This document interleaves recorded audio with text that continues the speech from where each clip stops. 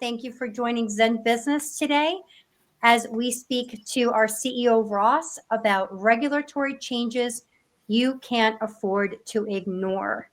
We are very excited to have this conversation.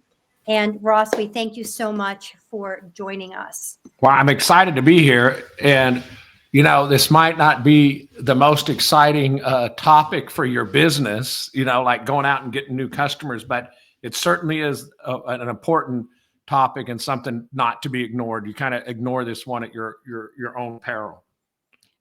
Absolutely. And we'll talk about why in a second. But Ross, before we jump in, let me just let everybody know what we'll be talking about today. We have the importance of staying protected, which you just mentioned remotely for a second. Reporting requirements and how they're changing. We've seen some changes last year. What's going on now? We want to talk about state level overtime changes, some examples and why it matters, and the impact of tariffs. And Ross, why you think this is so important for small business owners. Absolutely. So before we do that, rather than just read your bio, Ross, I would love for you to share with us one great thing you have going on right now beyond the day-to-day of Zen Business. What's going on in the world of Ross these days? Well, I'm on the board of the Santa Fe Institute, and that's a think tank that deals with some of the biggest problems in the world. We deal with ecological issues, energy issues, social issues. So, it's my contribution to make the world a better place, and God knows we need to do it. So I'm excited about the stuff I do there. I'm also in the process of writing a book, about small business. And that's very, very exciting, talking to a lot of our customers and really talking about my experience with small business. And I'm always so amazed at that, our business, Zen Business, has grown to be a big business, but we still have the same issues. It's the same issues, whether you're big or little. It's just a matter of scale. Those are really the two things I'm excited about. Otherwise, as you know, Marcel, I'm working all the time, trying to see how we can help our customers. Absolutely. And speaking of helping our customers and moving them forward into 2025, Ross, let's talk about staying protected and why we have such a focus on compliance this year for Zen Business and, more importantly, for our customers.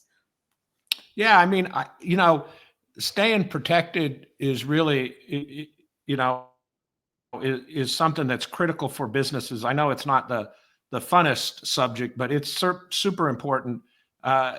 These are critical requirements that either the state or federal government, or now even, via the IRS, via these payment providers, all these filings you have to do.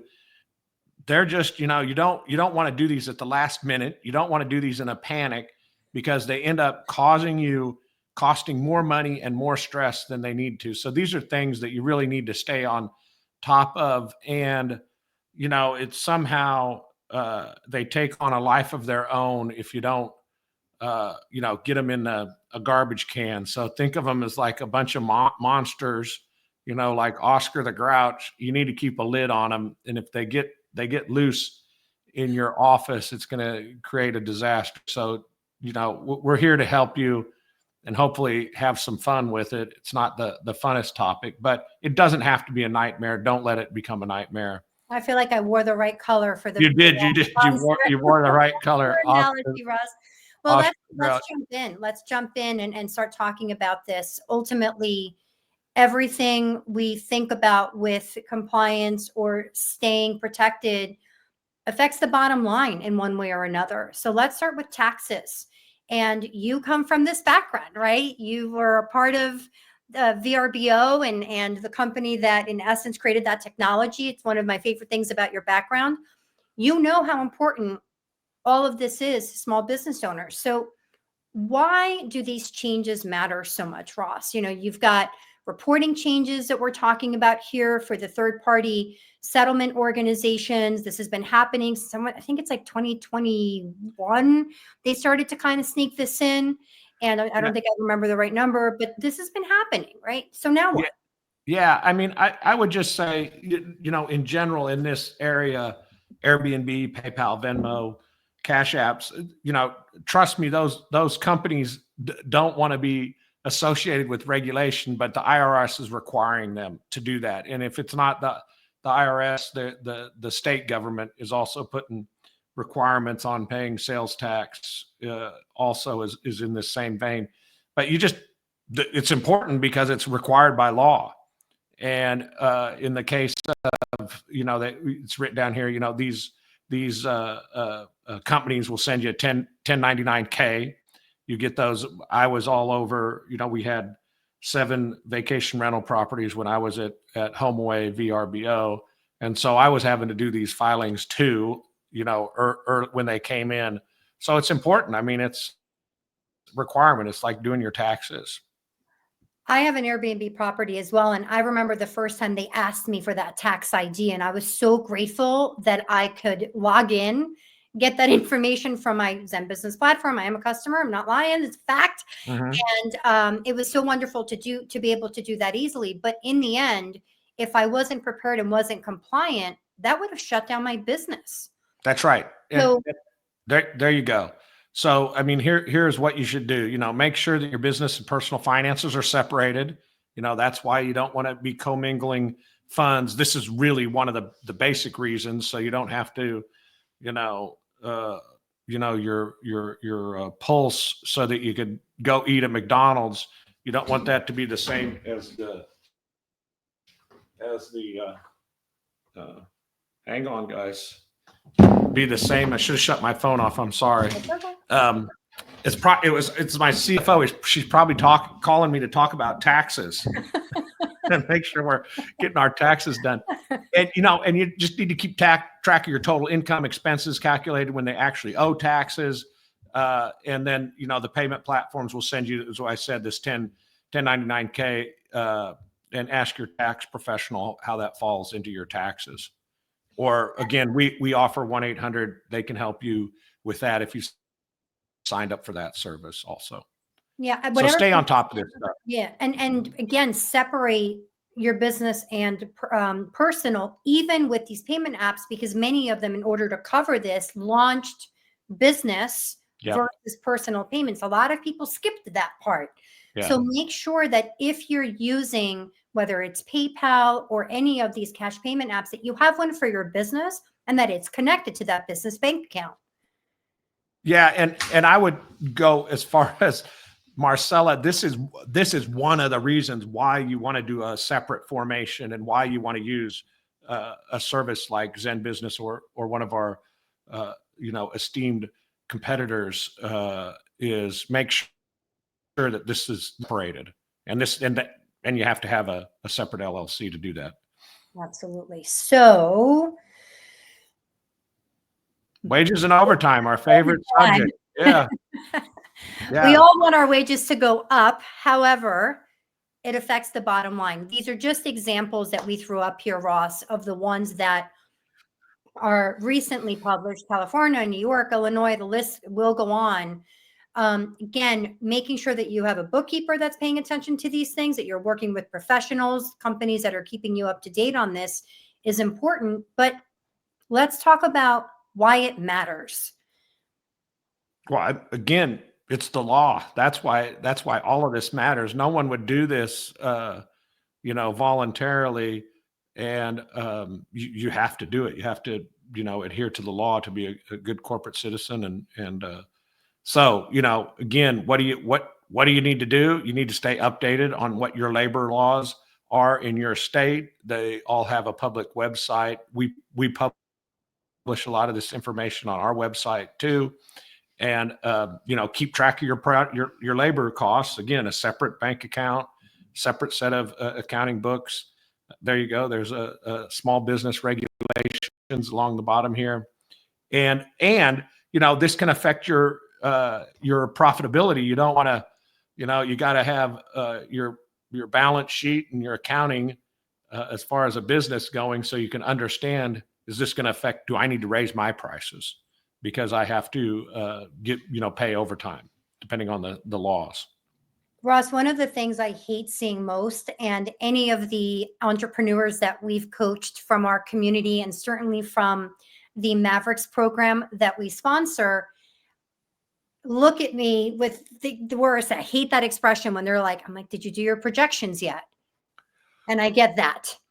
This is why they have to learn, or all of you that are small business owners that don't have, big business background. If you're just starting your business, do not be afraid of looking at projections. Make sure that you understand that dragging that number across a simple spreadsheet doesn't take too long, so that you can understand the effect it has on your cash flow. Yep. If you don't input these new numbers, you're going to think you have more money at the end of the month and end up in a place where you can't pay your fixed expenses, you can't invest in marketing, et cetera, et cetera. Just the domino effect is really scary. And they add up. I mean, if you labor is going to be one of your biggest costs in your business, if not the biggest cost in your business. So these little changes can add up. Absolutely. So please, please, please make sure separate business, personal, understand your projections and think about cash flow, because without that, your business just isn't going to work. That's right. So, all right. This one was a really scary one last year. And again, we saw a lot of shocked people, small business owners that we talked to when they saw prices going up. So how do you, Ross, look at these things and plan for them, particularly when you're scared? You're scared of not having the money. You're scared of not getting the funding. There are, and this is also why you and I were talking about when we were waiting for the live to start, politics. We don't want to talk politics. It's not about the politics. It's about the fact that changes will happen when a new administrations come in. When they leave, when they come, these things are going to affect your small business. Here's some examples of what might be coming. That's right. I mean, this can have a huge impact, and we don't know. You can read the press and the pundits, and I've talked to some of the biggest bankers in the country, and they, don't know the impact, and they're bracing for this like other businesses are. And I think small businesses, we all think of small businesses, and we think small. And if you're a small business owner, you don't think this way, but everybody else does. Is like, oh, well, it's not going to affect them. Man, oh man, it could have a huge effect on small business. It could be a tremendous effect because they have a lot of pretty tight margins. And if they're using a product or they have a service that requires a product, and you get a 25% tariff, and that's going to be passed on to you in most cases, or some percentage of it, it's going to have a big effect on you. So I think, as a small business owner, you need to be tuned in and informed on this stuff. And, the obvious strategy is, hey, is there another supply chain? Can I get this in a country that doesn't have a big tariff on it? Can I diversify the supply chain as we've got here? How's this going to affect my pricing strategy? And that's the big worry, right? Is that it's going to affect inflation, in that everything's going to go up as a result of tariffs. And again, we don't know who's going to have tariffs, what countries aren't going to have tariffs.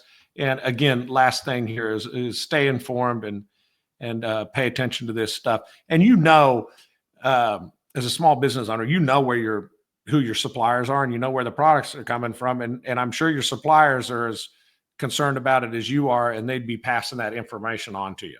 So they're trying to address that too. So, just work with those folks. I almost raised my hand. There's I have a question, Ross. Ross, how do you recommend that small business owners handle communicating an increase in price? I know that people are scared of losing customers. They're afraid of letting it be known that they're going to do it, especially if they're early in business and they just got ththose few first customers. How I think when they do that? Sorry, I think my strategy is always is to be honest with your customers. I mean, and again, if you have a good handle, and we recommend that you have a good handle on your finances, that you make the decision. Hey, am I going to lower my margins on this product? Am I going to discontinue this product or service? You know, am I going to shift suppliers? I mean, all of those options are what you can do when you ultimately gets down to, hey, I'm going to have to raise prices. I think you'd be transparent about, you know, I have to raise prices because this is, you know, I'm passing on a price increase. And you're in business to make money, certainly to break even. There might be a loss leader product or service that allows you to make more money with other products or services that don't have this issue. You have to make those decisions. But I think, you know, ultimately customers uh, love transparency and honesty.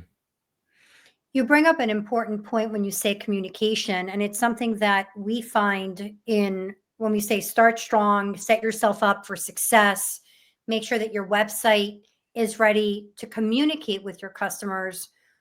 One of the big actions here, based on what you just recommended, is do you have an email list ready to go? Are you able to communicate with your customers? Do you have a professional email address so that you can actually take these actions? You just made me think about that because, again, going back to the coaching we do, so many folks start with, let me test, let me see if this even sells. Mm-hmm. And I'll do that later. I'll do that later. And Mm-hmm. later, all of a sudden, you're 50 people in, hopefully. Mm-hmm. And now you have to what? Like figure out how to get in touch with these folks, particularly if it's not an e-commerce platform Mm-hmm. and you're using your personal email Mm-hmm. to try to find those things. So you just made me think about what should SBOs do myself is to make sure that you are ready to communicate with your customers as you're building your business. Yeah, I mean, it's never, this is a great point. It's never too early to have a digital business. I mean, everyone expects, you know, to be getting text, to be communicated that way. And in some cases, annoyingly so. You don't want to be annoying, but, you know, I get texts about, you know, when the house cleaners are coming, texts about, you know, when the bug people are going to spray for bugs. I mean, all of this stuff. And, you know, not only is it uh, appreciated that, you know, that I'm being communicated to, maybe over communicated to, but it's appreciated. It also sends out this signal of, hey, I'm a professional business. I'm engaged with you. I can get a hold of you. You can get a hold of me. I mean, I think that just is a positive thing, and that helps with, you know, customer retention, and it helps with, in these cases where you know you have to communicate something like we have to do due to tariffs and this particular product offering, you know, we need to increase our prices, you know, and we're sorry for the inconvenience or the price increase that's associated with this. Yeah. Russ, I want to go back to something else that you said, which was around, again, projections and understanding the dollars and cents of your business. If you've anchored yourself around a specific product, it's a healthy margin, and now this happens to you, this bad Mhm. word happens to you. Um, what have you seen works as far as moving quickly to adjust the product line or the thinking around you mentioned, you know, maybe this becomes a loss leader. How far in advance should people be trying to purchase or trying to save Well, yeah, on I've this talked stuff? to plenty of small and big business owners, and a lot of them have been building up their stockpile of products and services, whether it be from China or Mexico Okay. or you know, any kind of import. And if it's critical to their business, they've been, you know, stockpiling it so that they can weather the storm, weather the storm, and until these tariffs get worked out one way or another. That's the best, you know, simplest option. But of course, you have to have capital to invest in getting a big inventory. But I think that's probably the best way. And, you know, in the modern world, everyone knows where their product's coming from. I mean, it shouldn't be a Sure. surprise. It shouldn't be a surprise. So, you know, they should have, I mean, you know, and especially if you're highly dependent on that, you should be hypersensitive to it, to the impact on your business. So it's never too soon. It isn't. And it also brings us back to staying compliant, because if you do want to reach out, get a grant, or potentially a loan. Yes. Oh, yes. Yeah, we haven't even talked about, how compliance affects a lot of these state and federal programs. They make sure that your entity is in good standing. It has to be in good standing. If it gets out of good standing, which indicates that you haven't been compliant, it's a compliance issue, then you may have to reapply for your loan. You may go into, bad standing, and you have to get back in compliance. It's not something you want to do. You just reminded me, Ross. Over last week, I spoke to a small business owner.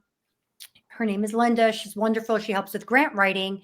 And one of the things that she shared with me was that small business owners are also losing their small business administration certification. So woman-owned business, Black-owned business, et cetera, if they don't prove that they are keeping up all of their compliance documentation on an annual basis. So that's meeting minutes and your filing of your annual reports and all of the little tiny things that go into staying compliant.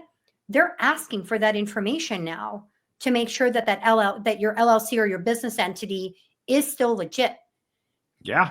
I mean, how much work that takes away from you and the hours that takes? Yeah, that's right. If you goof this up, insane.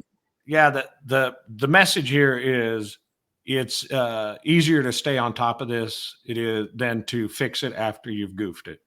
So, please, maybe we can end on that. Don't goof it.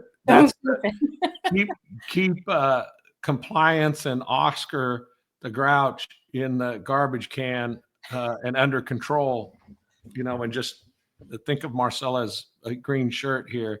Keep it under control, because once it gets out of control, it can, eat your lunch.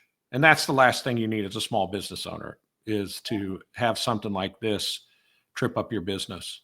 Time is so precious, because we're wearing every single hat under the sun when we've started our own business and don't have a big team to support us. So don't goof it is absolutely right. So I want to remind everyone, I'm not going to end quietly. I am in marketing after all, and Ross expects me to do a job.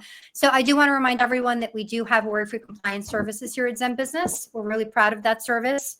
We have an unbelievable award-winning team that supports this service. So for those of you that need registered agent services, of course, your LLC, and to not goof your compliance. I love the compliance calendar. I go into the dashboard and it tells me when my stuff is due, when my state stuff is due. And I'm so grateful I don't have to worry about it. So to our tech team, to our customer success team, keep up the great work. And for those of you that need this support, please follow us. We'll be back live again here with Ross. I'm staying with Ross and friends, because we're going to start bringing some other leaders on live with us, Ross. Great, Marcella. And most of all, thanks to all of our wonderful customers. That's why we're here, to make everybody successful. Yeah. And we thank all of you for teaching us all these things. Like, this stuff doesn't come out of nowhere. We get these questions on social. I toss questions at Ross when we get comments on social. We're learning all the time. We really are. Thank you, Ross. This is really exciting. It was great. Bye-bye.